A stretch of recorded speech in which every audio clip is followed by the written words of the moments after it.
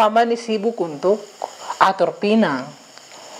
Baru pada saat sibuk begitu, lalu PGGP, pimpinan gereja yang pimpin untuk aksi demo untuk bela Ahok ini, dorang ada lewat pakai kendaraan sebagian. Baru dorang orasi sambil jalan orasi situ. Aduh, itu saya terima sekali. Ada yang tidak beres dalam kawan hati. Iyo, sapu hati. Barang ada depan ini, mama dong setengah mati nih. Yang barang yang ada di pinggir jalan ini saja kita tidak bicara. Bukan dia saja, orang-orang mama non Papua juga, atau orang asli Papua juga yang jualan di pinggir jalan karena tidak punya tempat jualan itu. Bayangkan sepanjang dari Sentani sampai di kantor gubernur atau kantor DPR Papua itu. Orang-orang yang jual di pinggiran jalan itu bagaimana? Terus anak-anak yang terlantar, yang mereka pegang lem aibon kah atau apa, mereka yang sedang mengonsumsi ganja di pinggiran jalan atau di pasar atau di mana, itu bagaimana? Mereka yang miras karena minuman jual takaruan di kota Jayapura ini, ada perda katanya kota beriman tapi segala macam ini. Tapi minumannya bebas. Iya, bebas. Yang menghancurkan moralitas manusia, spiritualitas kota ini, menghancurkan biwa kota ini bagaimana? Apakah kita pernah mengeluarkan seruan semacam itu untuk menyelamatkan jiwa orang, menata moralitas orang, spiritualitas orang? Nah, seharusnya gereja PGBP ini menata bagian-bagian itu merusak moral generasi di Jayapura ini tentang miras itu. Iya, itu kan barang-barang balok-balok yang ada di depan mata kita, yang ada di kota ini. Ngapain membela yang jauh-jauh? Iya, itu. Oke. Kalau mungkin kalau mengeluarkan statement kah atau bagaimana itu saya pikir masuk akal biasa-biasa sampai, tapi turun aksi macam Uskup Jayapura dia turun dengan payung PGGP ya. Tapi itu walaupun dia turun pakai PGGP, tapi dia tidak bisa lepas dia sebagai seorang uskup. Iya, betul. Uskup. Dan itu menarik. Peristiwa itu menarik bahwa bagaimana seorang uskup dia pimpin demonstrasi damai yang luar biasa. Itu kawan saksikan. Itu bukan untuk membela orang miskin, sesuai dengan semangat gereja, ajaran sosial gereja, ASG. Dalam gereja Katolik. Betul. Tapi ini bedanya, ini membela orang-orang kaum elit politik praktis yang kita harus membela. Itu cukup menarik. Itu sejarah akan mencatat itu. Itulah yang menggerakkan saya punya hati. Lalu saya pikir apa yang saya harus bisa bikin untuk ini? Apakah saya harus tulis satu opini atau semacam itu untuk atau surat terbuka semacam itu baru kasih ke pimpinan gereja ini? Itu.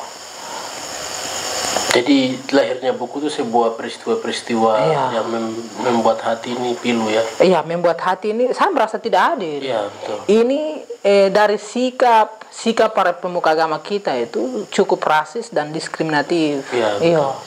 Antara orang yang lemah dengan yang elit ini. Iya, betul. Mereka nyata. Iya. Betul. Iya. Jadi hal ini menyangkal sekali ya.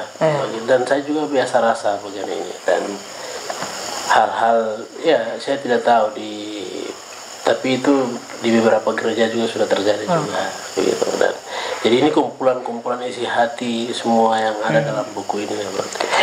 Jadi karena itu menggerakkan saya punya hati nurani ini untuk bagaimana saya bisa mengumpulkan, bagaimana orang melihat ini. Betul.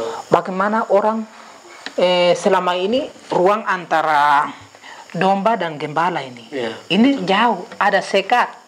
Betul sekali. Sekat antara ruang antara domba dan gembala itu terlalu besar. Dia punya lubangnya besar. Ini tidak ada pendekatan yang efektif. Maksudnya saya lihat selama ini tuh gembala lebih banyak menghabiskan waktu untuk komunikasi dengan para elit-elit yang di atas, ya, kelas yang menengah dan kelas yang atas. Mereka yang punya modal, mereka yang punya segalanya. Nah, itu. Tapi jarang sekali atau mereka tidak berani atau sedikit saja ada pemimpin gereja kita yang baik juga. Mereka menghabiskan waktu dengan orang-orang kecil yang miskin, yang terlantar, yang sakit. Kok ada ya model hamba Tuhan yang model begitu? Iya, jadi saya lihat begitu. Jadi, jadi ini buku ini karena itu tuh saya berusaha untuk merangkum itu. Tapi ini bukan tentang Ahok saja atau mengkritisi itu saja. Ini kita kumpul dan saya ini bukan sebagai penulis tapi inisiator saya. Inisiator terus menginisiasi pemikiran ini, kemudian menggerakkan teman-teman ini. Ada 75 orang ya? Bukan, ini sekitar 84 orang. Oh, 84 ya. Jadi di sini ini mengungkapkan kadang kalau domba itu dia mau ketemu gembala tapi tidak ada waktu untuk bicara tuh. Ruang dialognya tidak ada. Betul. Yang tadi itu mereka lebih banyak menghabiskan waktu di sana, atau kita juga jarang sekali atau malas ketemu dengan mereka sehingga sekat ini terus ini terbang. Tercipta terus. Kita sulit sekali untuk dialog macam ini. Dialog sebagai domba dan gembala, sesama agama atau sesama Kristen atau sesama manusia itu tidak ada, jarang. Kita butuh ruang dialog semacam ini toh, supaya gembala dengar saya punya ini suka duka ini, saya punya kerinduan, saya punya doa, pergumulan, harapan yang ada dalam ini. Terus apa yang kau pikir? Kau punya suka duka juga kasih tahu domba ini. Supaya bagaimana suka duka domba ini menjadi suka duka gembala, suka duka gereja, suka duka pendeta, pastor, uskup, ustad. Nah itu. Iya betul. Nah itu, jadi kita kumpulkan ini merupakan, kita tulis itu, semua orang tulis ini, mereka ungkapkan secara jujur, dengan bahasa yang sederhana, mudah dipahami, mereka tulis. Dan di dalam sini ada sekitar 23 perempuan dan lebih dari itu laki-laki. Dan ini bukan dari Katolik saja, bukan dari Protestan saja, tapi juga sebagian Islam juga ada.